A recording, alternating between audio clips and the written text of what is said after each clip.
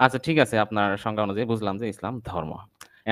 আপনি ওই বিভিন্ন জায়গায় মানে মুসলিমরা যখন প্রশ্ন করে যে আল্লাহ এই মহাবিশ্ব সৃষ্টি করছে তখন আপনি সৃষ্টি নিয়ে একটা বিতর্কে জড়ায় যান, তাই না?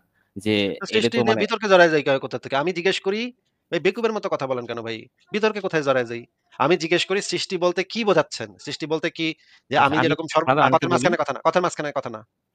সৃষ্টি বলতে সে কি বোঝাচ্ছে সেটা তো আমি জানতে চাবই। কারণ সে বলতেছে সৃষ্টিকর্তা। আমি যদি সৃষ্টি শব্দটাই না বুঝি, তাইলে আমি কিভাবে বুঝবো? আমারে যদি কেউ বলে ঢাকার মেয়র, ঢাকা জিনিসটা কি সেটা তো আমার আগে বুঝতে হবে। ঢাকা যে একটা শহর এটাই যদি আমি না জানি, আমাকে যদি কেউ বলে একটা ব্যক্তি সে চিংচাং পিং পিং দেশের প্রেসিডেন্ট। আমি তো তখন ১ম প্রশ্ন হবে চিংচাং পিং পিং এটা আবার কোন দেশ ভাই? এটা কোত্থেকে আচ্ছা আসলো? ঠিক আছে এটা তো বুঝছি, এরকম বুঝছি ব্রাদার। কথার মাঝখানে কথা না, কথার মাঝখানে কথা না। একদম চুপ করে শুনবেন। একজন যদি আমারে বলে চিংচাং পিং পিং দেশের প্রেসিডেন্ট, আমি তো অবাক হয়ে তাকায় থাকবো। চিংচাং পিং পিং এটা আবার কোন দেশ ভাই? জীবনে তো নাম শুনলাম না। আমি তো এতগুলা দেশের নাম জানি, এতগুলা দেশে গেলাম। কিন্তু এই যে জিন্দেগিতে নাম শুনলাম না। এটা আবার ভাই কোন দেশ? আগে একটু কন তো ভাই এটা কোন দেশ? আমি তো সে ওই প্রেসিডেন্ট কি প্রেসিডেন্ট না, অমুক বেটা প্রেসিডেন্ট কি প্রেসিডেন্ট না, সেই আলোচনাতে তো যাবোই না। আগে আমার জানতে হবে চিংচাং পিং পিং দেশটা কোথায়? মানচিত্রের কোন জায়গায় কোন চিপার ভিতরে আছে আমি তো খুঁজে পাইলাম না। এতদিন ধরে মানচিত্র দেখি আমি তো কোথাও দেখলাম না কোনদিন। এই দেশটা কোথায়? আমি আগে প্রশ্ন হবে দেশটা কই ভাই? দেশটা আগে চিন্তা হবে। তারপরে ওই বেড়ায় ওই দেশের প্রেসিডেন্ট নাকি প্রেসিডেন্ট না, সেইটা পরের বিষয়। আপনি যদি আইসা আমারে বলেন যে ভাই আমি না, ভাই আসিফ ভাই আমি না চিংচাং পিং পিং দেশের প্রেসিডেন্ট ভাই। আমি তো আগে আপনি প্রেসিডেন্ট কি প্রেসিডেন্ট না সেটার আলোচনার আগে আমার অবশ্যই দেখতে হবে চিংচাং পিং পিং যে দেশটার কথা কইতেছেন আপনি, এই দেশটা বলতে আপনি কি বুঝাইতেছেন? এটার অর্থটা কি? এটা কি বাংলাদেশ বুঝাইতেছেন না ভারত নাকি আমেরিকা নাকি কোন দেশ? এরকম তো দেশের নাম আমি জানি না। সুতরাং আমার ১ম কাজ হইতেছে এইটা যুক্তিবাদীদের ১ম কাজ হচ্ছে শুধুমাত্র এটা আসিফ মহিউদ্দিন না, এটা সারা পৃথিবীর যত যুক্তিবাদী আছে, যুক্তিবাদীদের ১ম কাজ হচ্ছে আপনি যেই প্রশ্নটা করতেছেন, সেই প্রশ্নটাকে ভেঙে ভালো করে বোঝা এবং যেই সমস্ত বিষয়াদি অস্পষ্ট, যেই সমস্ত বিষয়াদির সংজ্ঞাটা বোঝা যাচ্ছে না, সেই সংজ্ঞাটা ভালোভাবে বুঝে নেয়া।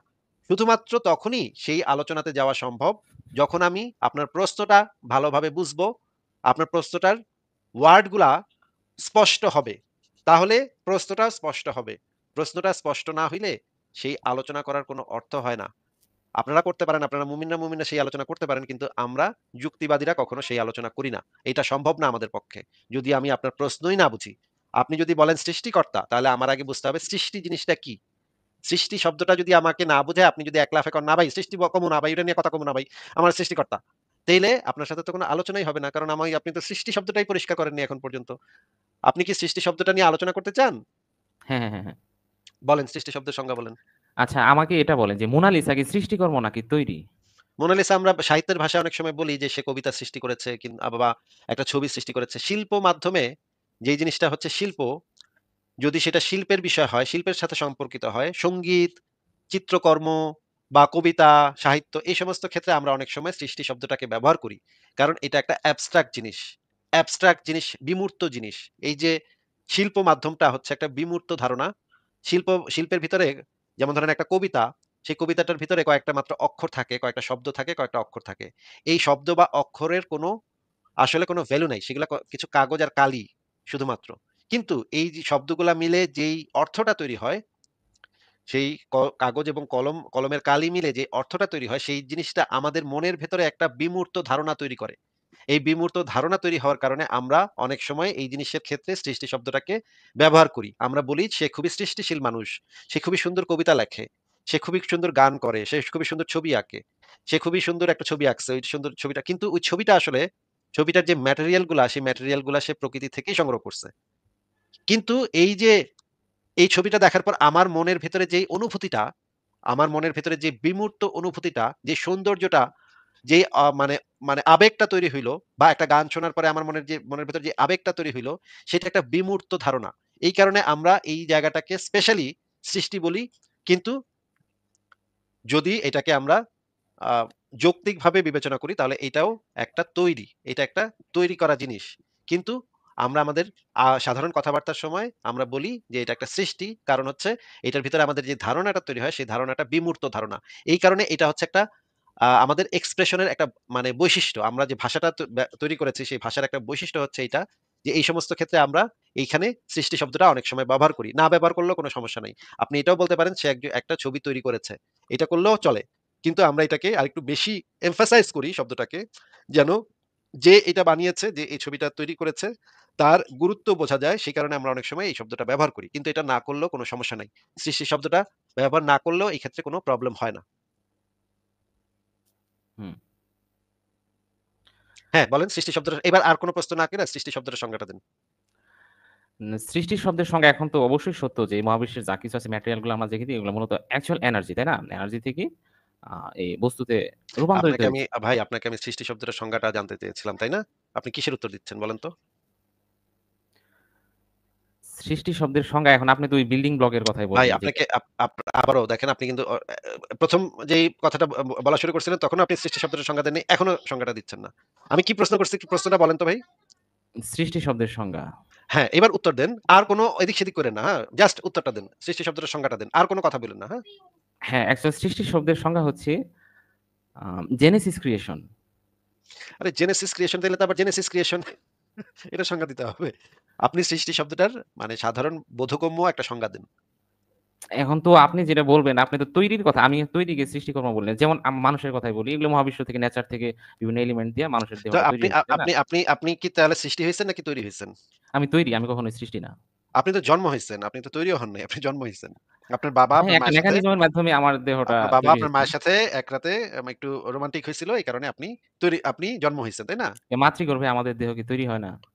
হ্যাঁ, তৈরি কিন্তু আপনি জন্ম হইছেন। আপনি জন্ম হইছেন। আপনার বডিটা আচ্ছা, ওই আমি তো সময়ে জন্ম হইছি ঠিক আছে। কিন্তু ৯ মাস তো একটা প্রসেস এর মধ্য দিয়ে আমার দেহটা তৈরি হয়েছে, তাই না? সেটা আপনার আপনার বডিটা সেই সময় তৈরি হইছে। কিন্তু আপনি একজন মানুষ হিসেবে আপনি জন্ম হইছেন। প্রত্যেক মানুষ বা প্রত্যেক প্রাণী জন্ম হয় আসলে। আমি জন্মের কিন্তু কথা বাদ তার দিচ্ছি। মানে আমি তৈরির তার কথা মানে বলতেছি। আচ্ছা ঠিক আছে। তার মানে হচ্ছে আপনি একজন জন্ম হওয়া মানুষ বা তৈরি হওয়া মানুষ। তাইলে আপনি সৃষ্টি পাইলেন। আপনি তো সৃষ্টির কেউ না। আমিও তো সৃষ্টির কেউ না। হ্যাঁ, তাইলে সেটাই আপনি তো। সৃষ্টি আমরা পাইলেন কোথায়? এনার্জি থেকে সৃষ্টি হইছি। এখন কাহিনী হচ্ছে যে আমার আচ্ছা এনার্জি এই থেকে সৃষ্টি প্রথমটা হইছে এটা কেন বললেন ভাই? এনার্জি থেকে কিভাবে সৃষ্টি হয়? এনার্জি থেকে এনার্জি তো থেকে তৈরি হয়। ম্যাটার তৈরি হয়েছে, ম্যাটার থেকে আমরা তৈরি হয়েছি, তাই না? তাইলে একটু আগে বললেন এনার্জি থেকে সৃষ্টি হইছি। এটা বললেন কেন? ওই একই কথা মোনালিসা যেরকম একই সৃষ্টি কথা হয়েছে। কথা এটা একই কথা সাহিত্যের ভাষা কিভাবে এটা। ভাই? এটা সাহিত্যের সাহিত্যের ভাষা ভাষা। এখানে সাহিত্যের ভাষা ব্যবহার করলে তো হবে না। কারণ এখানে আমরা সত্য জানার চেষ্টা করতেছি। এখানে সাহিত্যের ভিতরে অস্পষ্টতা থাকতে পারে। সাহিত্যের ভিতরে ধোঁয়াশা থাকতে পারে। সাহিত্যের ভিতরে এমন কথা কবি বলতে পারে যেটার কোনো মিনিং আসলে এই মিনিং ও হয়, ওই মিনিং ও হয়। এটা একজন সাহিত্যিক এই কাজ করতে পারে কারণ তার কাজ হচ্ছে জাদু তৈরি করা, ধোঁয়াশা তৈরি করা, ভাষা জিনিস তৈরি করা যে আমি বুঝবো না যে ঘটনাটা কি ঘটলো। হ্যাঁ? শেষ হইয়া হইল না শেষ। রবীন্দ্রনাথ ঠাকুর যে গল্পের শেষ করত না। দেখা যেত শেষ হওয়ার পরেও মনের ভিতরে একটা খচমচ করত যে শেষ হইয়া হইল না শেষ। এটা হইতেছে ছোট গল্পের একটা মানে ধারা। যে শেষ হইল না এটার পরে কি হইল সেটা এমনি আমার একটা ভিতরে একটা আফসোস থাকবে। এই কবিরা সাহিত্যিকরা এই কাজটা করতে পারে। কিন্তু আমরা যারা সত্য জানার চেষ্টা করতেছি, আমাদের এই সেক্টরে আমরা কখনো ধোঁয়াশা, অস্পষ্টতা এই জিনিসগুলা আমরা একসেপ্ট করি না। এইটা কবিদের কাজ, সাহিত্যিকদের কাজ। তারা অস্পষ্টতা পছন্দ করে। যেমন ধরেন জীবন দাশের কবিতা যদি আপনি পড়েন সেখানে দেখবেন অস্পষ্টতা। এটার অর্থ কি? এটা বুঝতে গেলে আপনার অনেক খাটাখাটনি করতে হবে। বেটা এটা দিয়ে কি বুঝাইছে? একজন সাহিত্যিকের কাজই হইল এই ধোঁয়াশা তৈরি করা, অস্পষ্টতা তৈরি করা এবং আপনাকে ঘোরের ভিতরে নিয়ে যাওয়া। আর আমরা যারা সত্য জানার চেষ্টা করি, যুক্তিবাদী যারা, তাদের কাজ হলো সেই অস্পষ্টতা সরায়ে, ঘোলাটে ধোঁয়াশে জিনিসটাকে সরায়ে সেটাকে সহজ, সাধারণ এবং সত্য জিনিসটা বের করার চেষ্টা করা। যত পরিষ্কার হবে জিনিসটা, যত স্পষ্ট হবে জিনিসটা তত আমাদের কাছে সত্যটা তত পরিষ্কারভাবে আমরা বুঝতে পারব। সাহিত্যের ভাষা তো এখানে ব্যবহার করলে হবে না ভাই। বিজ্ঞানে তো আপনি গিয়ে বলতে পারবেন না আইনস্টাইন যখন পিএইচডি পেপার লিখছে বা আইনস্টাইন যখন লিখছে আপেক্ষিক তত্ত্ব লিখছে, সে যদি কবিতার মাধ্যমে এভাবে অস্পষ্টতা রাখতো, তাইলে কি তারে কেউ মানে গোনায় ধরতো ভাই? বলেন তো? না, সেটা তো অবশ্যই না। মনে করেন পিথাগোরাস একটা উপপাদ্য আমরা শিখছি ছোটবেলা পিথাগোরাসের উপপাদ্য। ওইটার ভিতরে খুব স্পষ্ট করে সে প্রমাণ করে দিছে যে কিভাবে ওই জিনিসটা হয়। এখন ওইটার ভিতরে যদি কবিতা সে বলতো যে ৩ টা তালগাছ ছিল, ৩ টা তালগাছ এইভাবে ঘুরতে এই পাশে দাঁড়াইলো ৩ জন, একটা ত্রিভুজ হয়ে গেল। এরকম যদি কবিতার ভাষায় ধোঁয়াশে অস্পষ্ট কিছু বলতো, তাইলে তো এটা আমরা মানে গণিত বইয়ে শিখতামই না। এটা আমরা সাহিত্যের ভিতরে চলে যেত। এটা তো তাইলে কোনো প্রমাণিত হইতো না। একেকজন একেক কথা কইতো। এই জিনিসটা নিয়ে যখন জিনিসটা নিয়ে ধোঁয়াশা তৈরি হয়, অস্পষ্টতা থাকে তখন তো একেকজন এটার ব্যাখ্যা একেক রকম করবে। কেউ কইবে এটা দ্বারা এটা বুঝাইছে, কেউ আরেকজনে কইবে না এটা বুঝাইছে, সেটা বুঝাইছে। সত্য জানার ক্ষেত্রে তো অস্পষ্টতা থাকা একেবারেই নিষেধ। একেবারে নিষিদ্ধ এই অস্পষ্টতা, ধোঁয়াশা। নাকি? হ্যাঁ, হ্যাঁ, সেটা তো অবশ্যই। তাহলে আপনি এই যে আমাদের এই সেক্টরে আপনি ধোঁয়াশা তৈরি করার চেষ্টা করতেছেন কেন? ধোঁয়াশা তৈরি করার চেষ্টা করতেছেন আপনার একটাই উদ্দেশ্য থাকতে পারে সেটা হইতেছে যে আপনি ইনায়ে বিনায়ে আপনার অন্ধবিশ্বাসটারে চিপা দিয়ে ঢুকাই দিবেন। না, ঢুকাই না দিয়ে ভাই বলবেন কথা আলোচনা শুনতে থাকেন তাইলেই না, না, বুঝতে না, না এটাই করে। এটাই মানুষ করে। বক্তব্যকে যখন আমরা যুক্তি নিয়ে আলোচনা করি তখন অস্পষ্টতা মানুষ তৈরি করে এইমাত্র শুধুমাত্র এই একটা কারণে যে নিজের যে অন্ধবিশ্বাসটা চিপা দিয়ে ঢুকাই দিমু ভাই। হ্যাঁ? এমনভাবে ঘোলাটে করমু কথার কথা এমন ঘোলাটে করে ফেলামু, চিপা দিয়া পাট করে ঢুকাই দিমু আমার আল্লাহরে ঢুকাই দিমু চিপা দিয়া। যখনই চান্সটা পামু কথা বলতে চিপা দিয়ে পাট করে ঢুকাই দিমু। এইটা হচ্ছে যুক্তির আলোচনাতে অস্পষ্টতা সৃষ্টি করার প্রধান উদ্দেশ্য। আচ্ছা ভাই, তাইলে আজ আপনি বললেন যে ধর্মের মানে ধর্মের ভিতরে মানে না হেয়ার-আফটার আমি বা কিছু বললাম না। পরকালের বিষয়টা আপনি থাকতে হবে। এখন আপনি তাহলে একটু সৃষ্টি শব্দের সংজ্ঞাটা এবার একটু হ্যাঁ, বলেন। ওখানেই তো আসতেছি। সৃষ্টি শব্দের সঙ্গে আসলে সৃষ্টি বলতে তো কিছুই নাই। তাহলে সৃষ্টি শব্দের সংজ্ঞা কিভাবে দিব? হ্যাঁ, তাইলে আপনারা সৃষ্টিকর্তা পাইলেন কোথা থেকে? যদি সৃষ্টি শব্দটাই কোন কিছু আপনি উদাহরণ দেখাইতে যদি না পারেন। থাকে তাহলে হচ্ছে তৈয়ারকারী আছে কিন্তু সৃষ্টিকর্তা নাই। আরে ভাই সৃষ্টি শব্দটার সংজ্ঞাটা এবার দেন। ভালো করে দেন। সৃষ্টি বলতে কিছুই নাই। আছে তৈয়ারকারী। মানে মানে যেরকম মানে আমরা তরকারি তৈরি করি কথা মানে এরকম তৈরি করা আছে। মানে সৃষ্টি করা নাই। তাহলে সৃষ্টি যদি কোন কিছু না থাকে, যেমন আমরা একটা তৈরি কর্ম, নট সৃষ্টিকর্ম। আমি নিজেকে মনে করি যে আমি তৈরি কর্ম, নট সৃষ্টিকর্ম। আচ্ছা যদি সৃষ্টিকর্ম না থাকে তাহলে তো সৃষ্টিকর্তাও থাকতে পারে না, তাই না? হ্যাঁ, যদি সেটা অন্য সৃষ্টি আলোচনা। জিনিসটাই আমরা ওই আলোচনায় যাব না। আমরা তৈরি ঠিক আছে। কর্মেই আর থাকি। যদি তৈরি কর্ম যদি হয়, আপনি যদি বলতে চান যে আল্লাহ পাক আমাদের তৈরি করেছেন, রূপান্তর ঘটিয়েছেন। তার মানে হচ্ছে প্রকৃতি অলরেডি এক্সিস্ট করত। প্রকৃতি এবং সব মানে পদার্থ বা শক্তি অলরেডি এক্সিস্টিং ছিল এবং সেই আপনার যে তৈরিকারক যে সত্তা যে যার নাম আপনি বলতেছেন আল্লাহ পাক, সে সেই পরিবর্তনগুলা ঘটাইছে। শক্তিরে পরিবর্তন কইরা হয়তো পদার্থ তৈরি করছে বা পদার্থরে মানে পরিবর্তন ঘটায় হয়তো মানুষ তৈরি করছে। যেটার হ্যাঁ, প্রমাণ আসলে কোরআনের ভিতরে পাওয়া যায় কোন জায়গায়। যেমন আল্লাহ পাক ফেরেশতাদেরকে বলল, "যাও মাটি নিয়ে আসো। মাটি দিয়ে আমি একটা মানুষ বানামু।" তখন এই অমুক ফেরেশতা গেল, তমুক ফেরেশতা গেল। কেউ আনতে পারে না। পরে গিয়া আজরাইল গিয়া মাটি নিয়ে আইতে পারছে। এই কাহিনী আমরা বিভিন্ন ধর্মগ্রন্থের ভিতরে পাই। ইসলামের বিভিন্ন ধর্মগ্রন্থের ভিতরে পাই যে আদমকে সৃষ্টি করার যে মেকানিজম এই না জিনিসটা আমরা তৈরি করা। ভাই সৃষ্টি বইলেন না। হ্যাঁ, তৈরি করা সরি। আদমকে তৈরি করার যে মেকানিজম সেটার ভিতরে এই জিনিসগুলো আমরা পাই। আচ্ছা আমরা একটু দেখে নেই যে এই জিনিসটা আ ইসলামের ভিতরে এই জিনিসটা সম্পর্কে কি বলা আছে সেই জিনিসটা আমরা একটু দলিল সহ দেখে নেই। এবং এরপরে আমরা আলোচনা করব যে এই যে তৈরি করল আল্লাহ নাকি তৈরি করছে সেটা কি আসলেই সম্ভব নাকি সম্ভব না। এটা আমরা ইবনে কাসিরের তাফসীর থেকে দেখি। ইবনে কাসিরের তাফসীরে আ ইসলামিক ফাউন্ডেশন ১ম খন্ড পৃষ্ঠা ৩৯০ তে যেটা বলা আছে। আ আমরা একটু বড় করে দেই তাইলে দেখতে সুবিধা হবে। আচ্ছা আপনি একটু পড়ে শোনান তো এখানে কি বলা আছে? অতঃপর তিনি আদম সৃষ্টির জন্য মাটি আনিতে বলিলেন। আল্লাহ তাআলা আদমকে লাজিব মাটি দ্বারা সৃষ্টি করলেন। লাজিব বলা হয় পবিত্র ছানা মাটিকে। মাটিকে ছানিয়া খামিরার মতো আটালু ও শক্ত করাকে হামাই মাসনুন বলেছে। মানে কোরআনে বলা আছে। আল্লাহ তাআলা সেই মাটি দ্বারা নিজ হাতে আদমকে সৃষ্টি করিলেন। মাটির দেহ সৃষ্টি করিয়া বা তৈরি করিয়া ৪০ দিন রাখিয়া দিলেন। তখন ইবলিস আসিয়া তাহাকে লাথি মারিয়া ওলটপালট করিয়া দেখিত যে কোথাও ফাঁপা রহিয়াছে কিনা। যেহেতু উহা মিন সালসালিল মিন সালসাল কাল হামাই মাসনুন আছে না কাল ফাখরা ছিল। অর্থাৎ দোআঁশ মাটির গড়া পাত্রবৎ ছিল। তাই উহা আঘাত পাইয়া আওয়াজ করিত। তখন ইবলিস উহার মুখ দিয়া ঢুকিয়া মলদ্বার দিয়া বাহির হইত এবং মলদ্বার দিয়া ঢুকিয়া মুখ দিয়া বাহির হইত। অতঃপর বলিত, তুমি কোন বস্তুই নহ। কারণ তোমাকে নগণ্য এঁটেল মাটি দ্বারা সৃষ্টি করা হইয়াছে। আমি যদি তোমার উপর কর্তৃত্ব পাই, তাহা হইলে অবশ্যই আমি তোমাকে অমান্য করিব।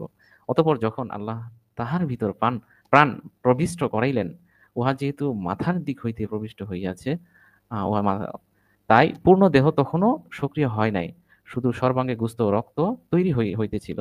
যখন প্রাণ নাভি পর্যন্ত পৌঁছিল, তখন আদম আলাইহিস সালাম নিজ দেহের দিক তাকায় অবাক হইলেন এবং তখনই উঠার জন্য চেষ্টা করলেন, কিন্তু তাহা পারিলেন না। তাই আল্লাহ তাআলা বললেন, "ওয়াকানাল ইনসানু আ গারুলান" মানুষ বড়ই তাড়াহুড়া প্রিয়। অর্থাৎ ভালো-মন্দ কোনো কর্ম কোনো ক্ষেত্রেই তার ধৈর্য থাকে না। অবশেষে যখন সর্বাঙ্গে প্রাণ সঞ্চারিত হইল, তখন তিনি হাঁচি দিলেন। সঙ্গে, সঙ্গে আল্লাহ পাকের ইঙ্গিত আলহামদুলিল্লাহি রাব্বিল আলামিন বলল। জবাবে আল্লাহ পাক বললেন, ইয়ারহামুকাল্লাহ ইয়া আদম। অতঃপর আল্লাহ তাআলা ইবলিস ও তার সঙ্গী ফেরেশতাদেরকে হুকুম দিলেন, আদমকে সিজদা করো। তখন ইবলিস ছাড়া সকল ফেরেশতাই সিজদা করলেন। শুধু ইবলিস দম্ভ ভরে উহা অস্বীকার করিল। তখন তাহার অন্তরে আচ্ছা ঠিক আছে। আমরা এই জায়গাটা পড়ে আমরা যেটা বুঝলাম যে আদমকে আল্লাহ পাক তৈরি করছে। আদমকে তৈরি আল্লাহ পাক করেছে। তো হ্যাঁ, সৃষ্টি করে নাই। তাই না? সৃষ্টি তৈরি তো করে। হয়তো সে তো পৃথিবী থেকে মাটি অলরেডি এক্সিস্টিং মাটি। হ্যাঁ, এই সেটাই। মাটিতে তার মানে আল্লাহ পাক কোন সৃষ্টিকর্তা না। আল্লাহ পাক হচ্ছে তৈরিকর্তা নাকি? তৈরি কর্তা। হ্যাঁ, হ্যাঁ। আচ্ছা। তৈরিকর্তা তাহলে তো সে শুধুমাত্র এক পদার্থ থেকে আরেক পদার্থে পরিবর্তন করতে পারে। তাহলে তো সে কোন কিছু সৃষ্টি করতে পারে না। তাহলে সে যখন আ তাহলে এই যে প্রকৃতি, যে প্রকৃতিটা অলরেডি এক্সিস্টিং সেই প্রকৃতিটা কোথা থেকে আসলো তাহলে বলেন তো? এই এনার্জিটা তার কাছ থেকে আসছে। কারণ তিনি না, না। এটার্নাল। না, সে তার কাছ থেকে যদি এনার্জি আসে তাইলে তো এনার্জিটার একটা শুরু আছে। তাইলে তো আপনার দেখাইতে হবে যে এনার্জির শুরু না, হইতে পারে। কারণ তো এনার্জি তো যেহেতু শুরু তার শেষ আগে নাই। এটা তো আপনি জানেন। তাহলে আপনি যে বললেন তার থেকে আসছে? মানে সৃষ্টিকর্তার একটা নামই কিন্তু আছে নূর বা লাইট বা এনার্জি। আরে ভাই আপনার সেই সৃষ্টিকর্তা থেকে কি এনার্জি আসছে? হ্যাঁ, হ্যাঁ, হ্যাঁ। তাইলে আপনি না একটু আগে বললেন যে তার থেকে যদি এনার্জিটা আসে সেটা কোন সময় আসছে? একটা সময় তো সে আর এনার্জি তাইলে একসাথে ছিল। হ্যাঁ, একটা সময় এনার্জিটা তার পরে তার তার অংশ ছিল। উনি এনার্জিকে আলাদা করে দিছে। এই জিনিস আপনি পাইছেন কোথায়? যে তার সাথে একসাথে ছিল এনার্জি সে তার থেকে আলাদা করে দিছে এনার্জিকে। এটা পাইছেন কোথায়? বা এটার এটা আমি ইয়াটা কি? এটা আমি একটা তাফসীরে পড়েছিলাম যে স্রষ্টা তাহলে এনার্জি যদি তার থেকে আলাদা করে দেয়, তাহলে তো সেই অবস্থা থেকে সেই সময় থেকে এনার্জির সূচনা হইল, তাই না? হ্যাঁ, হ্যাঁ, তখন থেকে তাইলে এনার্জির সূচনা। এনার্জির যে সূচনা হয়, শুরু হয়, তাইলে এই জিনিসটা প্রমাণ করেন। না, না, সূচনা হবে কোত্থেকে? এনার্জি তো তার দেহের অংশ ছিল। উনি তার দেহ থেকে কিছু এনার্জি আলাদা করে মানে দিছে। আপনি বলতে চাচ্ছেন যে যে আমাদের মহাবিশ্ব এই যে সৃষ্টি করছি। সৃষ্টি আর আমাদের এই সৃষ্টি এবং আ ই মানে আপনার যে আল্লাহ সেটা একটা সময় একত্রিত ছিল। হ্যাঁ, হ্যাঁ, মানে এই এনার্জি গুলা তার অংশ ছিল। এই এনার্জি গুলা তার অংশ ছিল সে আলাদা করে দিছে। হ্যাঁ, এনার্জি গুলাকে উনি তার অবস্থান থেকে বিচ্ছিন্ন করে দিছে। দিয়ে এই মহাবিশ্ব সৃষ্টি করছে। এটা পাইছেন কোথায় একটু দেখান ইসলামের এটা আমি কোথায়? একটা তাফসীরে পড়েছিলাম, একটা ইংলিশ একটু তাফসীরে দেখান। পড়েছিলাম। একটু দেখান এই যে ইংলিশ তাফসীরটা একটু বের করে দেখান যে না, এই মুহূর্তে তো এনার্জি তার আসলে সাথে আমি একসাথে ছিল, দেখেন তবে আমি দিব সেটাকে আমি আলাদা আপনার করে সাথে দিছে। আবার লাইভে আসলে আমি ওই মানে রেফারেন্সটা নিয়ে আসতে পারবো। এই কিন্তু মুহূর্তে আপনি পারব তো না। একটু আগে বললেন যে সে হচ্ছে তৈরিকর্তা, সে সৃষ্টিকর্তা না। তাহলে এই যে সে তো এক্সিস্টিং পদার্থ থেকেই তৈরি করেছে, ওই যে তাই না? মানে এনার্জি তার দেহেরই অংশ। এই যে আমরা যে এনার্জি গুলা দেখতেছি আল্টিমেটলি এগুলো তার দেহেরই অংশ। তার যদি আবার দেহ থাকে কেমনে ভাই তাইলে? দেহ বলতে তার অংশ। তিনি তো মানে উনি এনার্জি, আচ্ছা উনি সেই সম্পূর্ণটাই আপনার যে এনার্জি। সেই আল্লাহর কি দেহ আছে? নূর মানে আল্লাহর একটা হাদিস আছে না আল্লাহ মানে রাসূল নূর বা বলছেন, ফুৎ দেহ আছে নাকি বডি আছে নাকি? বডির কথা তো আমরা কোরআন হাদিস থেকে জানতে পারি। হ্যাঁ, তার আছে তাহলে দেহ বডি আছে। থাকলে বডিটা কি দিয়ে তৈরি? এনার্জি দিয়ে নূর দিয়ে তৈরি। বডির মৌলিক পদার্থগুলো কি? লাইট। লাইট দিয়ে তৈরি হয় কেমনে? লাইট দিয়ে মানে কোন কেন কিছু তৈরি হয় এই যে কেমনে? আপনি ইসলামের নবী মোহাম্মদ বলছেন না সাল্লাল্লাহু আলাইহি সাল্লাম যে আ স্রষ্টাকে তো দেখা যায় না। কারণ উনি সম্পূর্ণ লাইট, আলো। মানে আলোর কণিকা দিয়ে মিরাজের একটা গল্পে বলা আছে না? তার বডিটা আলোর কণিকা দিয়ে তৈরি। এটা হ্যাঁ, আপনি লাইট। বলতে উনি চাচ্ছেন। সম্পূর্ণ এনার্জি। কিন্তু আমরা তো জানি যে এই নূর এই জিনিসটাও আল্লাহ সৃষ্টি করেছেন। আলো এই না, জিনিসটাও নূর তো আল্লাহর তার সৃষ্টি। নাম। না, আল্লাহ আলো সৃষ্টি করেছেন। এটা মানে কোরআন হাদিসের বহু জায়গাতে বলা আছে। আমি বের করে দেখাতে পারব। না, আল্লাহ নূর সৃষ্টি করছে এমন কোন কিছু বলা নাই। আচ্ছা ঠিক আছে। আমি তাহলে বের করে দেখাই যে আল্লাহ নূর সৃষ্টি করছে কিনা। নূর যদি তো দেখাতে তার পারি অংশ এটা। যদি দেখাতে পারি যে আল্লাহ নূর সৃষ্টি করেছে। যদি সৃষ্টি করেছে দেখাইতে পারেন, তার মানে বুঝাই গেল যে এই যে নেচার এটা এটার্নাল না। বরং আ মানে এনার্জি গুলা মূলত সৃষ্টিকর্ম। এটা আসলে এটার্নাল কিছু না। আচ্ছা ঠিক আছে। আমি দেখাচ্ছি, বের করে দেখাচ্ছি। আ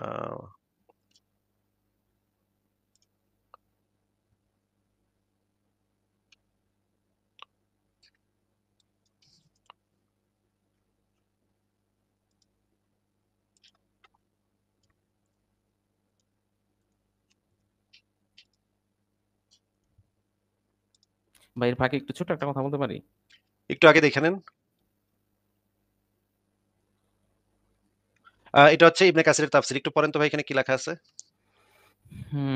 একবার রাসূল সাল্লাল্লাহু আলাইহি ওয়াসাল্লাম আমার হাত ধরিয়া বলিলেন, আল্লাহ তাআলা আসমান সমূহ পৃথিবীকে ৬ দিনে সৃষ্টি করিয়াছেন। তিনি ৭ম দিনে আরশে সমাসীন হইয়াছেন। শনিবারে তিনি মাটি সৃজন করিয়াছেন, রবিবারে পাহাড়। তারপরে সৃষ্টি করিয়াছেন। সোমবারে গাছ সৃষ্টি করিয়াছেন, মঙ্গলবারে আ অপছন্দনীয় আরকি বস্তু বানান ভুল হইছে দন্তেস লেখা। বস্তু সৃষ্টি করিয়াছেন। বুধবারে সৃষ্টি করিয়াছেন নূর। একটু আরেকবার পড়েন, এই আরেকবার পড়েন তো একটু। হ্যাঁ, বুধবারে তিনি নূর সৃষ্টি করেছেন, লাইট সৃষ্টি করছে। তাইলে আপনি তো নূর বললেন যে নূর সে সৃষ্টি করে নাই। নূর তো তার অংশ। তার অংশ এটাই তো এটার মানে আমি একটা তাফসীরে এটার দলিল পড়েছিলাম। দেখান। এটার দলিল দেখান। তাহলে দলিল দেখান। আমি আপনাকে সেই জিনিস দেখায় দিচ্ছি। তিনি নূর সৃষ্টি করেন বুধবার দিন। আপনি একটু দলিল দেখান যে নূর তার অংশ। আচ্ছা আমি রেফারেন্স কালেক্ট করে পরবর্তীতে যদি আপনার সাথে আবার লাইভে আসি তখন আমি দেখায় দিব না ইনশাআল্লাহ। তাহলে আজকে তো আপনার যেটা আপনি দাবি করবেন ভাই সেই জিনিসটা তো আপনার সামনাসামনি দেখাইতে হবে। নাহলে তো আমি আচ্ছা যাক এখন ব্রাদার আচ্ছা এটা তো আছে এখানে থাকলো। আমি আসলে এই এক ভাই কমেন্ট করছে। কমেন্ট থেকে একটা কথা বলতে পারি? না, আপনি যেই দিন দাবির সপক্ষে দলিল দিতে পারবেন সেদিন আসবেন এবং এরপরে যেদিন আসবেন সেদিন সমস্ত দলিল প্রমাণ একসাথে করে নিয়ে আসবেন। কারণ আমরা দলিল ছাড়া এখানে কোনো কথা বলি না। দলিল ছাড়া আপনি আগাইতে পারবেন না। ২ নম্বর কথা হচ্ছে আল্লাহর যে বডি আছে সেই বডি যে নূর দিয়া তৈরি সেটারও দলিল আনবেন এবং এটা তো আল্লাহ ওই মিরাজের হাদিসে বলা আছে। আচ্ছা সর্বপ্রথম সৃষ্টি মানে মিরাজের রাতে তো আল্লাহর নবী মুহাম্মদ তো নবীরে আল্লাহরে দেখাই নাই। তাহলে আপনি পাইলেন কোথায়? দেখছি বলা যাই হোক হয়েছিল যে আপনি দেখছেন কিনা। পরে বলছে যে উনি তো নূর। উনাকে কিভাবে দেখব? নূর তো দেখাই যাবে। আলো হইলে তো দেখাই যাবে। আলো হইলে দেখতে সমস্যা কোথায়? কিন্তু আপনাকে যে জিনিসটা বলেছিলাম যে আপনার যে সংজ্ঞাটা আপনি দিচ্ছেন যে আল্লাহ পাক তৈরিকারক, আল্লাহ পাক সৃষ্টিকর্তা না তৈরিকর্তা। আ এক্সিস্টিং পদার্থ থেকে আল্লাহ পাক আচ্ছা তাইলে আরেকটা এই যে পদার্থে এখানে যে রূপান্তর করে। এই নূর জিনিসটা যে আপনি বলছেন, এই হ্যাঁ, জিনিসটা বলার মাধ্যমে আপনি ইসলামের যে মৌলিক আকীদা, শুধুমাত্র ইসলামের মৌলিক আকীদা না, সমস্ত ধর্মের মৌলিক আকীদাই আপনি নষ্ট করে দিছেন। কারণ ঈশ্বর কনসেপ্টটাই হচ্ছে সে কোনো কিছু ছাড়াই কোনো কিছু সৃষ্টি করতে পারে। এইটা হচ্ছে ঈশ্বরের কনসেপ্ট। এইটা একদম আদিম যুগ থেকে এই পর্যন্ত এটাই চলে আসছে। আপনি বলছেন যে সে হচ্ছে আ এক্সিস্টিং প্রকৃতির জিনিসপত্র নিয়ে, উপাদানগুলা নিয়ে পরিবর্তন ঘটায়। সে তৈরিকারক। আপনি পুরা শুধুমাত্র যে ইসলামের আল্লাহর বাঁশ মারছেন তা না। পুরা যাবতীয় যত ধর্ম পৃথিবীতে এই পর্যন্ত আছে এবং ভবিষ্যতে আসবে সমস্ত আচ্ছা ভাই ঈশ্বরের বুদ্ধ প্রতি কি একবার ধর্ম? বাঁশ মেরেছেন। বৌদ্ধ ধর্ম একটা নাস্তিক্যবাদী ধর্ম। এই যে তাইলে তো আপনি বুদ্ধ ধর্মে তো আখিরাতের কোনো বিশ্বাসই নাই। তাইলে এটা ধর্ম কেমনে আছে, হইল? আছে। বৌদ্ধ ধর্মের ভিতরে আখিরাতের বিষয়াদি আছে। গৌতম বুদ্ধ নিজে নাস্তিক ছিল। কিন্তু বৌদ্ধ ধর্মের ভিতরে পরকাল আছে, নরকে শাস্তি প্রদান আছে। আপনি একটু পইড়া দেখেন ভাই গিয়ে, হ্যাঁ? আচ্ছা বিষয় হইতেছে যে ইসলাম ধর্মে বিষয় যে হইতেছে ধরেন বিষয় হইতেছে যে আপনি মানে কিছুই জানেন না। এটা হচ্ছে সবচেয়ে ইম্পোর্টেন্ট বিষয়। আপনি একেকটা জিনিস উত্থাপন করেন। যখনই আপনাকে ঠিক করে দেই তখন আপনি আবার আরেকটা প্রসঙ্গে চলে যান। আপনি এরপরে যেই কথাগুলা এরপরে আর আপনার কোন কথা আমি শুনতেছি না। কারণ হচ্ছে আপনি সেই জিনিসের প্রমাণ দেখাতে পারেন নাই যে আল্লাহ পাক নূর সৃষ্টি করছে। আল্লাহ পাক সর্বপ্রথম কোন জিনিসটা সৃষ্টি করছে বলেন তো? সর্বপ্রথম কোন জিনিসটা সৃষ্টি করছে? নূর? না, আল্লাহ পাক সর্বপ্রথম সৃষ্টি করছে কলম। হ্যাঁ, কলম সৃষ্টি করছে এটা বলা তাহলে আছে। নূর বললেন কেন? না ভুল হয়ে গেছে আমার। আচ্ছা জিনিসটা একটু কলমকে মনে সৃষ্টি থাকে করার না। পরে কি বলল? কলমকে সৃষ্টি করার পর কি বলল? কলমকে বললেন যে লেখো দুনিয়ার আদি হইতে অন্ত পর্যন্ত যা ঘটবে সবকিছু লেখো। তারপর কলম তাকে কি জিজ্ঞেস করল? কি লিখবো? ১ম এ কলম বলা হচ্ছে বলেছিল যে কি লিখবো? আর উত্তর হইছে আদি হতে অন্ত পর্যন্ত যা ঘটবে সবই লিখো। আচ্ছা, তার মানে সে কলমটা কি গায়েব জানে? কলমকে প্রোগ্রামিং করা হইছে হয়তো। কলমটা গায়েব জানে নাকি জানে না? সেটা জিজ্ঞেস করেছি। কলম তো অবশ্যই গায়েব জানে না। তো গায়েব না জানলে কলম লিখবে কিভাবে? মানে সৃষ্টিকর্তা কলমের ভিতর হয়তো প্রোগ্রামিং করে রাখছে। যেই প্রোগ্রামই করুক না কেন, তাকে যদি সেই জ্ঞানটা না দেয়া হয়, তাহলে সে প্রোগ্রামিং করে লাভ কি? সে কেমনে লিখবে? গায়েব ভবিষ্যতে কি হবে সেটা কি সে জানে কলমটা নাকি জানে না? না কলম হয়তোবা একটা ম্যাথমেটিক্যাল প্রবলেম সলভ করছে যে আরে মানে কলমকে এতগুলা তো জিজ্ঞেস করা হয়েছে বা কলমকে তো নির্দেশ দেওয়া হইছে মানে কিয়ামত পর্যন্ত যা হবে সবকিছু লিখে ফেলো। এটা তো কলমকে বলা হইছে, তাই না? হ্যাঁ। তাইলে কলমকে এই নির্দেশ দেওয়ার মানেই তো হচ্ছে কলম অলরেডি জানে যে কিয়ামত পর্যন্ত কি হবে। হ্যাঁ, অবশ্যই জানে। তাহলে কলম যদি না জানতো যে কিয়ামত পর্যন্ত কি হবে তাহলে তো সেই নির্দেশ দেওয়ার কোনো অর্থই হয় না। তাই না? হ্যাঁ, সেটা তো অবশ্যই। তার কলম মানে অবশ্যই কলমটা তো জানে। গায়েব জানে নাকি? হ্যাঁ, জানে গায়েব জানে। তাহলে মানে গায়েব যে জানে তাকে তো আল্লাহ বলে নাকি? এখন কাহিনী হচ্ছে যে স্রষ্টা মানে আমাদের বিশ্বাস ধরেন পার্সপেক্টিভ আপনার যেহেতু নাস্তিক এইজন্য ইসলামের আপনাদের পার্সপেক্টিভ একরকম, আমাদের পার্সপেক্টিভ আরেক ইসলামের রকম। আকীদা তো এটাই যে গায়েব জানে সে আল্লাহ। আল্লাহ ছাড়া আর কেউ গায়েব জানে না। আমরা এখানে ভাই ২ টা আল্লাহর আল্লাহ পাককে বিশ্বাসটা পাইতেছি। ধরেন আপনাদের কিন্তু আল্লাহর এখানে বিশ্বাস নাই যার ভাই কারণে কথার আপনাদের মাঝখানে কথা পার্সপেক্টিভ বলতেছেন আলাদা। কেন? কথার মাঝখানে কথা বলতেছেন কেন? হ্যাঁ, এখানে বলেন। আমরা ২ টা আল্লাহ পাককে পাচ্ছি যে ২ টা সত্তা যে ২ টা সত্তা গায়েব জানে। একটা হচ্ছে আল্লাহ পাক, আরেকটা হচ্ছে সেই কলমটা যে কলমটা কিয়ামত পর্যন্ত কি হবে লিখে ফেলাইছে। এই যে গোঁজামিল দিতে গেলে, বাটপারি করতে গেলে এই মানে চিপা-চাপা দিয়ে এই সমস্ত মানে সমস্যা না ভাই মানুষ তৈরি আপনাদের করে রাখে। সমস্যা মনে হচ্ছে কিন্তু আমরা যারা জঙ্গি আমাদের সমস্যা নাই। আপনারা তো জঙ্গি। আপনাদের সমস্যা কেমনে মনে হবে? আপনারা অন্ধবিশ্বাসী। আপনাদের সমস্যা কেমনে আমাদের মনে হবে? বিশ্বাস হচ্ছে যে সৃষ্টিকর্তা সেটাই। কলমকে শিখাইছে। তারপরে ঠিক কলম আছে। লিখ যে শিখাক আর না শিখাক, যদি কলমটা গায়েব জানে, সেটা শিখাইছে এই কারণে নাকি কি কারণে, সেটা তো আমি আপনার কাছে জানতে চাচ্ছি না। যে কি কারণে ভাই এটা শিখাইছে বা ওটা আমরা কেমনে বুঝে শিখাইছে। নিচ্ছি যারা আমরা জঙ্গি আছি আমরা বুঝে নিচ্ছি। আমাদের সমস্যা হচ্ছে না। কিন্তু আপনাদের যেহেতু আল্লাহর প্রতি বিশ্বাস নেই যার কারণে কলম নিয়ে প্রশ্ন তুলতেছেন। কিন্তু মানে ইসলামের মৌলিক আকীদাই হচ্ছে আল্লাহ ছাড়া আর কেউ গায়েব জানে না। কিন্তু এখানে দেখা যাচ্ছে আল্লাহ ছাড়াও আরেকটা সত্তা আছে যেটা গায়েব জানে। নাইলে সে লিখলো কেমনে? সেই তাইলে তো আপনারা কবেন সত্তাটা যে হইতেছে সেই ফেরেশতাও গায়েব কলমটা। জানে। কারণ ফেরেশতা এসে এমন কিছু কাজ করে গেছে যেগুলো গায়েব জানার মতোই। কোন ফেরেশতা গায়েব জানে না। জিবরাইল আলাইহিস সালাম বা এরকম এমন অনেক কিছু করে গেছে না যেগুলো না, কোন গায়েব ফেরেশতা জানার গায়েব মতোই। জানে না। না, একদম স্পষ্ট বলা আছে। কোরআন হাদিসে স্পষ্ট বলা আছে। কোন ফেরেশতাও গায়েব জানে না। গায়েব মানে শুধুমাত্র কোরআন আল্লাহ হাদিসে যতটুকু একটা জানান কোরআন হাদিসে শুধুমাত্র একটা সত্তার কথাই বলা আছে যে গায়েব জানে, ভবিষ্যতে কি হবে সবকিছু জানে। আচ্ছা নবীও তো অনেক প্রফেসি করে গেছে, তাই না? নবীও গায়েব জানে না। শুধুমাত্র প্রফেসি আছে না নবীর আল্লাহর কত প্রফেসি আল্লাহর আছে। সমকক্ষ শুধুমাত্র একটা ইসলামের আকীদা হচ্ছে আল্লাহর সমকক্ষ। ওই কলমটা শুধু আছে যে আচ্ছা গায়েব নবীর জানে। যে প্রফেসি আছে এটা কি জানেন? আরে অবশ্যই নবীর জানেন। প্রফেসি নিয়ে তো কথা এখন বলতেছি না। না, গায়েব আল্লাহর জানার বিষয়টা, সমকক্ষ গায়েব জানার বিষয়টা। আল্লাহর সমকক্ষ ভবিষ্যতে কি হবে সেটা আল্লাহর সমকক্ষ শুধুমাত্র একটা সত্তা। ইসলামে ওই একটা জিনিসই জানে সেটা হইতেছে ওই কলমটায়। তার মানে কলমটাও গায়েব জানে, আল্লাহও গায়েব জানে। নাইলে কলমটা লিখলো কেমনে? যদি গায়েবটা সে না জানতো তাইলে সে লিখতো কথাও বা বলল কেমনে? আল্লাহরে আবার জিগাইলো কেমনে যে ভাই কি লিখবো ভাই আমারে কন। এরকম একটা এই আয়াত আছে সূরা আলাকে যে আল্লাহ যে আল্লামা বিল কালাম যিনি মানুষকে কলম দিয়ে শিক্ষা দিয়েছেন। আল্লামাল ইনসানা মা লাম ইয়ালাম। তাহলে তো মানুষ কাছে জানতো তাহলে না। তো সেই কলমটাও একটা আল্লাহ হইল, তাই না? আপনাদের যে আকিদাতে ২ টা মানে আল্লাহ তাইলে। আমাদের যে মানে আমরা যারা জঙ্গি আছি আমাদের বিশ্বাসটা আমাদের যে পার্সপেক্টিভ বা আমাদের যে দৃষ্টিকোণ সেই দৃষ্টিকোণ থেকে আমরা যেটা মনে করি যে সৃষ্টিকর্তা ১ম এ কলমকে শিখাইছে বা কলমকে মেশিন লার্নিং যেরকম কাজ করে ঐরকম ভাবে কলমকে সৃষ্টিকর্তা আগে মানে লার্নিং করছে আরকি শিখাইছে প্রচুর পরিমাণে শিখাইছে। তো শিখানোর পরে কলমটা অনেক বুদ্ধিমান হয়ে গেছে। যার কারণে সৃষ্টিকর্তা কলমকে বলছে যে এই পৃথিবীর আদি হতে অন্ত পর্যন্ত তুমি একটা ম্যাথমেটিক্যাল প্রবলেম এর সলিউশন করো। সে একদম সরল অঙ্ক করে দিছে। ও আচ্ছা। ঠিক আছে, কিন্তু এটা তো জানে তো, যে কারণেই হোক সেটা তো জানে তো কলমটা কেয়ামত তৈরি তো পর্যন্ত কি আমাদের হবে। জঙ্গিদের কোনো সমস্যা নাই। আমাদের অসুবিধা নেই। আলহামদুলিল্লাহ অনেক ঠিক আছে, সুন্দর। ঠিক আছে, সঠিক ঠিক আছে, করছে ঠিক এটা। আছে, ঠিক আছে। আপনি যেদিন এই যে আল্লাহ পাক যে তৈরিকারক এই জিনিসটা আপনি যেদিন যেই বাদবাকি প্রমাণাদি থাকবে সেদিন নিয়ে এসেন, আমরা সেদিন কথা বলব। ঠিক আছে জঙ্গি ভাই, আপনি কি ইসলামের যে আ অন্য বিষয়াদি আছে, যেমন ধরেন এই যে আপনারা একটু আগে যাকে একটা প্রশ্ন করলাম যে গনিমতের মাল যে আপনারা নিয়ে আসেন, আপনি জিজ্ঞেস করেছিলাম যে আপনাদের কি ভাই লজ্জা লাগে না? এটা নিয়ে কি আপনি কিছু বলবেন? হ্যাঁ, অবশ্যই, অবশ্যই অনেক কিছুই বলার আছে। শুধু আচ্ছা, সময় আপনি দেন। এই প্রশ্নের উত্তর দেন। মনে করেন আপনি ছোটবেলা থেকে গোপাল নামক একটা বন্ধু ছিল আচ্ছা স্কুলে আপনার, কিন্তু গনিমতের কথাই বলি। একটু কথাটা গনিমত শুনেন, প্রশ্নটা শুনেন আগে, প্রশ্নটা শুনছি শুনেন। আমি শুনছি গোপালের আচ্ছা। মায়ের রেখে আপনি দাসী হিসেবে সেক্স করবেন কিনা, তাই না? হ্যাঁ, হ্যাঁ, বলেন তাইলে, ঠিক আছে, তাইলে তো শুনছেন, উনি তো বলেন। আমার ভাই উত্তর দিয়ে গেছে যে আমার যদি অপছন্দ হয় তাহলে আমি আমার আরেক ভাইরে দিয়ে দিবো। আমার জঙ্গি আরেক ভাই আছে। ভাই তুমি নাও আমি নিব না। দিয়ে দিবো সমস্যা নাই। নবীও এই কাজ করছে। মানে আপনার কোন নৈতিক বোধ হইতেছে না, ফিল করতেছেন না আপনি। আমি গনিমতের মাল নিয়ে একটু কথা বলি। হ্যাঁ, বলেন। এই যে আপনার যে দাদা ভাইরা মানে ইউএস আর্মি যে ইরাকে এসে এতগুলা গনিমত নিয়ে গেল, আফগানিস্তান থেকে এতগুলা গনিমত নিয়ে গেল, সোমালিয়া থেকে, ইরাক থেকে এগুলার গনিমত মনে হয় না? একটু প্রমাণটা দেখান যে গনিমত নিয়ে গেছে, তাদের সাথে সেক্স করছে। একটু প্রমাণটা দেখান। ইরাকের মেয়েদের সাথে ইউএস আর্মি সেক্স করে নাই? আবু একটু গারিব প্রমাণটা কারাগার, দেখান। বাগরাম কারাগার, গুয়ান্তানামো একটু বে প্রমাণ কারাগার এগুলো দেখান। সম্পর্কে আপনার কোন ধারণা নাই? একটু প্রমাণ দেখান, এবং এই জিনিসগুলা যে আমেরিকার কনস্টিটিউশন এ বৈধ, জাতিসংঘে এইগুলাকে বৈধতা দেওয়া হইছে আরে যে ভাই আপনাদের এই যে জাতিসংঘ হিউম্যান রাইট বা ভাই আমার ইন্টারন্যাশনাল কথাটা তো ডিক্লারেশন অফ শুনবেন হিউম্যান আগে। রাইট এগুলা তো হচ্ছে গিয়া কথাটা তো আগে শুনবেন। শেষ করতে তো দিবেন কথাটা। হ্যাঁ, বলেন। আমি আপনার কাছে জানতে চাচ্ছি যে জাতিসংঘের কোন একটা আইনে জিনিসটা বলা আছে যে তোমরা গনিমতের মাল হিসেবে মাইয়া-মুইয়া তুইলা আনতে পারো। আইনে ওদের সাথে একটু সেক্স টেক্স করতে পারো। এই রকমের কথা কোন জাতিসংঘের কোন মানে নিয়ম কানুনে, আইন কানুনে বা আমেরিকার কোন আইন কানুনে যদি বলা থাকে সেই আইন কানুনটা আমাদেরকে দেখান। যদি হ্যাঁ, আইন কানুনে এটা কথার মাঝখানে কথা না। যদি আইন কানুনে সেটা না থাকে, তাইলে তো তারা আইন বহির্ভূত কাজ করছে। যদি কেউ এটা কইরা থাকে তাহলে তো আইন বহির্ভূত কাজ করছে, এবং সেটা তথ্য প্রমাণ দিয়ে তার বিরুদ্ধে মামলা করা যেতে পারে। তার বিরুদ্ধে মানবতা বিরোধী অপরাধের দায়ে তাকে অভিযুক্ত করা যেতে পারে। সে আইন বিরোধী সম্পূর্ণ বেআইনি অন্যায় কাজ করছে। এটা তো যদি আইনে এটা বলা থাকে যে তোমরা করতে পারো, তাইলে আপনার দেখাইতে হবে যে আইনে এটা বলা আছে, আমেরিকার আইনে বলা আছে তোমরা আ যুদ্ধে জিতলে মাইয়া-মুইয়া আইনা একটু গনিমতের মাল হিসেবে রেপ-টেপ করতে পারো। এটা আপনি আইন থেকে দেখাইবেন। হ্যাঁ, আর বলি। যদি আইন থেকে দেখাতে না পারেন, আইনে যদি কথা থাকে উল্টা কথা লেখা যে না এই কাজ করলে তারা মানবতা বিরোধী অপরাধী, তাদেরকে শাস্তির মুখোমুখি করতে হবে। তাহলে তো জিনিসটা সলিউশন হয়েই গেল। যে এটা তো আইন বিরোধী কাজ যদি কইরা থাকে, মনে করেন ইরাকে গিয়া কোন একটা আমেরিকান সোলজার এই কাজটা করছে, এটা যদি আপনার কাছে সেই প্রমাণটা থাকেও, তাহলেও তো সেটা আইন বহির্ভূত হবে, এবং সেই যেই ব্যক্তি এই কাজ করছে সে শাস্তিযোগ্য অপরাধী হবে। তাকে শাস্তি প্রয়োগ করা হবে যদি জিনিসটা প্রমাণ করা যায়। তাকে সেনাবাহিনী থেকেও বরখাস্ত করা হবে, এবং তাকে জেল জরিমানা সহ অনেক ধরনের শাস্তির ব্যবস্থা তার জন্য অলরেডি আমেরিকার কনস্টিটিউশন, জাতিসংঘের আইন, জেনেভা কনভেনশন এইগুলা এনশিওর করতেছে।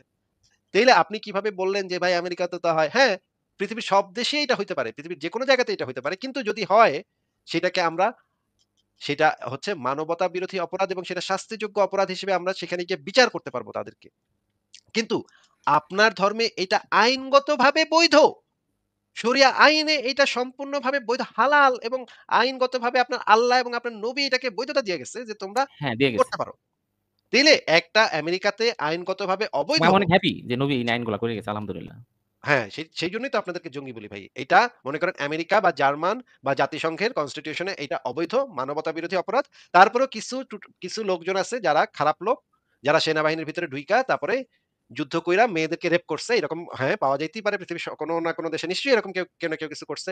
এদেরকে আমরা শাস্তির মুখোমুখি করতে পারি যদি এদের বিরুদ্ধে আমরা তথ্য প্রমাণ পাই যে এরা এই কাজগুলা করছে, মানবতা বিরোধী অপরাধ করছে, এটা পাইলে আমরা তাদেরকে বিচারের কাঠগড়ায় দাঁড় করাইতে পারি এবং শাস্তির মুখোমুখি করতে পারি আইন অনুসারে।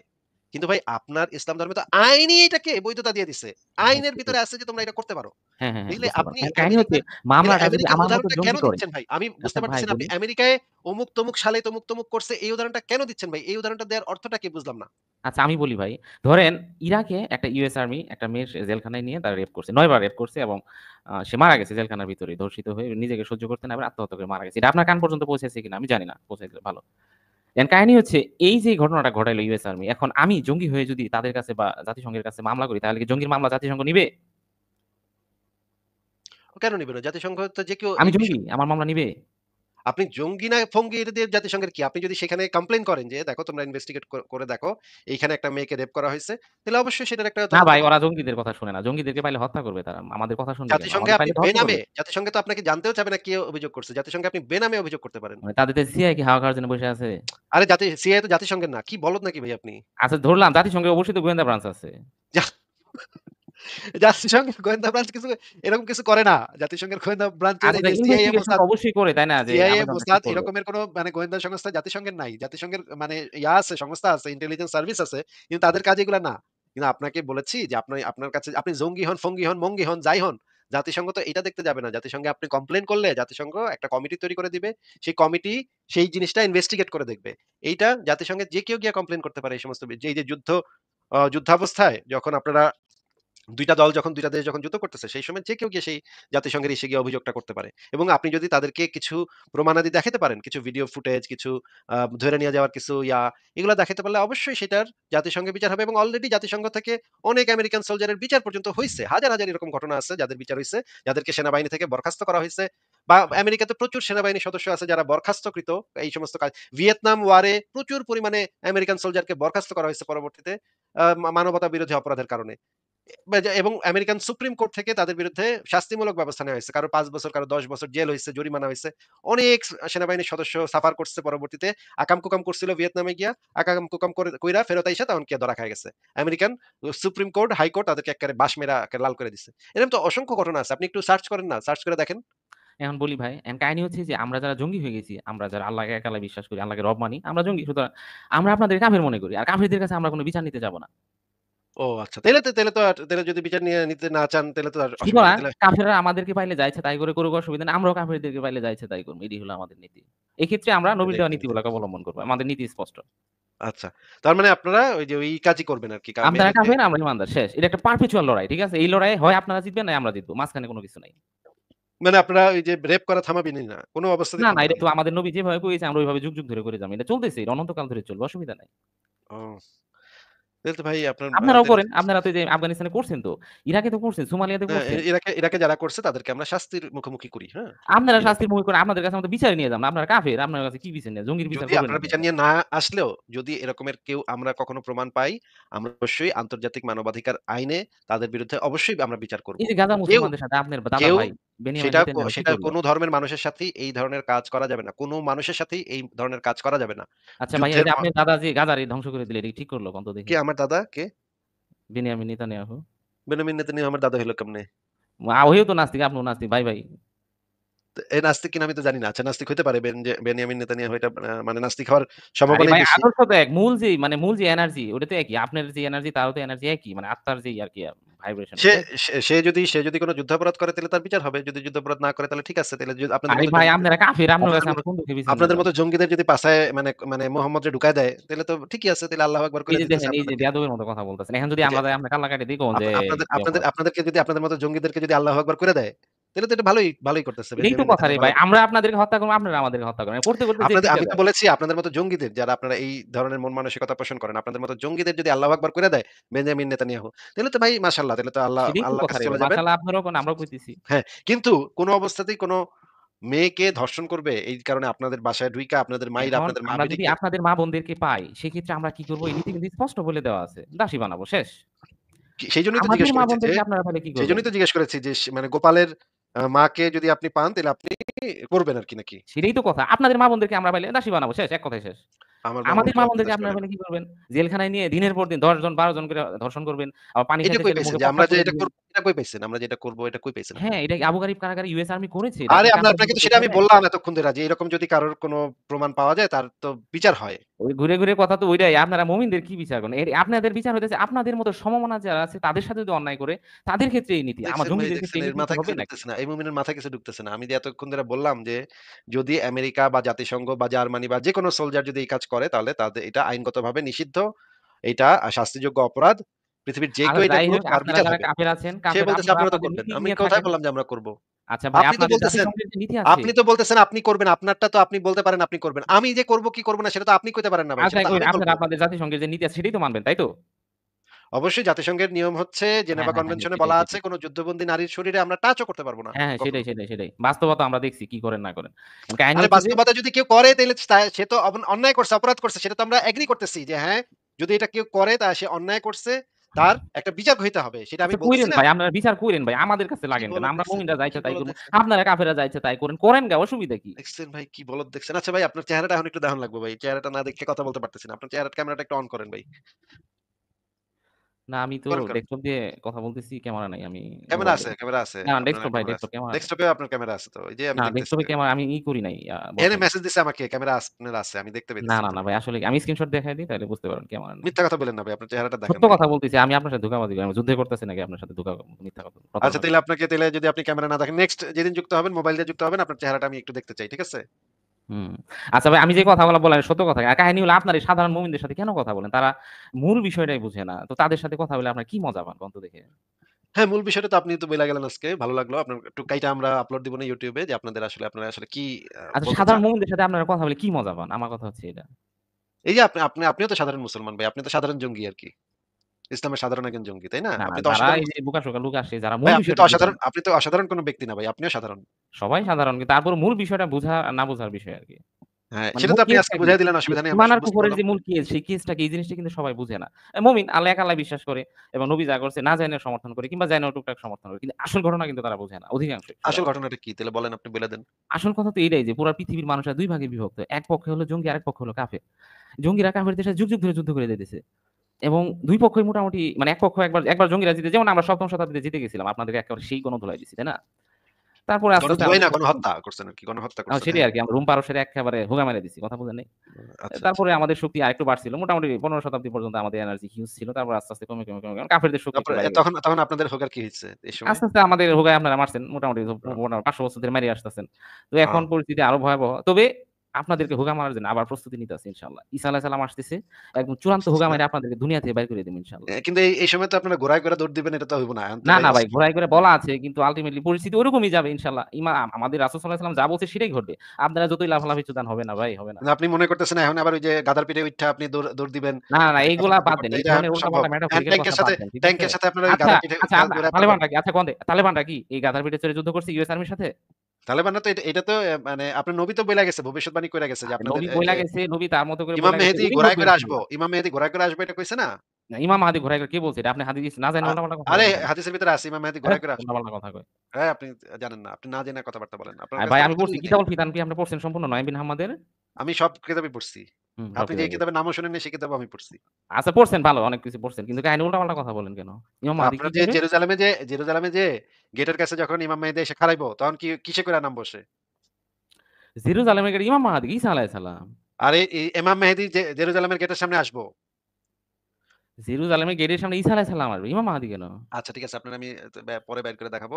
তাইলে এখন আপনাকে আমরা বিদায় জানাই। আপনার কথা শুনলাম জঙ্গি ভাইটি। ঠিক আছে ভালো থাকেন তাইলে। আচ্ছা ভাই আ কি আর বলব আপনারা থাকেন আপনাদের মতো আমরা আমাদের মতো থাকি ইনশাআল্লাহ। যুদ্ধ ভাই আছে গাজওয়াতুল হিন্দের অপেক্ষায় আছি ইনশাআল্লাহ ভাই অপেক্ষায় আছি। হ্যাঁ, করেন আপনারা তেল মালিশ করেন, হ্যাঁ? জায়গায় তেল মালিশ করেন। তেল মালিশ গাজওয়াতুল যারা হিন্দে করে আপনাদের দেয়া হবে। গাজওয়াতুল হিন্দে আপনাদেরকে পেছন দিয়ে ভালো করে দেয়া হবে। আপনারা নিজেদের ওই জায়গায় তেল ভালো করে মালিশ করেন। কারণ পরে তো খাইতে হবে আপনাদের ওইখানে। ঠিক আছে পরের জনকে যুক্ত করি।